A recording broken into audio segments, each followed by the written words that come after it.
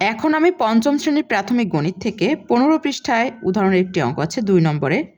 একটি পানির ট্যাঙ্কে প্রতি মিনিটে 5 লিটার পানি আসে এবং 2 লিটার পানি খরচ হয়। 10 মিনিটে পানির ট্যাঙ্কটিতে কত লিটার পানি থাকবে? এই সমস্যাটির সমাধান এখন আমরা করব।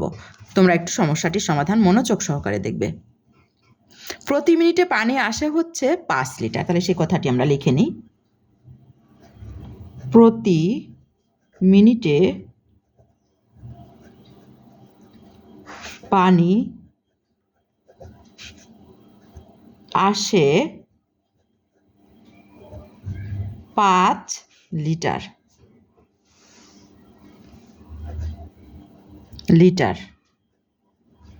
আর বলছে প্রতি মিনিটে খরচ হয় হচ্ছে 2 লিটার। তাহলে আমরা লিখব এখানে প্রতি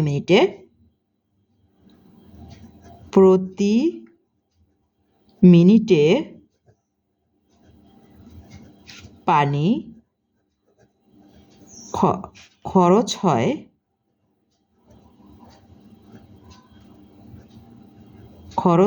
2 লিটার।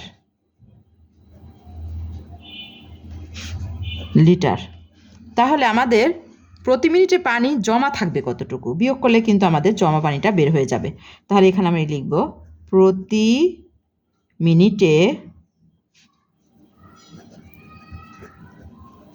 পানি জমা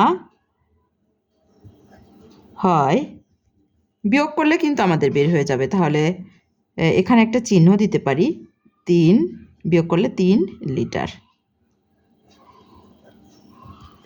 এবারে বলছে যে 10 মিনিটে পানির ট্যাঙ্কটিতে কত লিটার পানি থাকবে।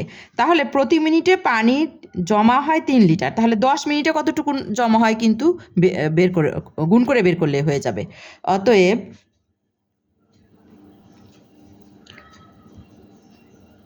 10 মিনিটে পানি জমা হয় 3 গুণ 10 লিটার সমান 30 লিটার।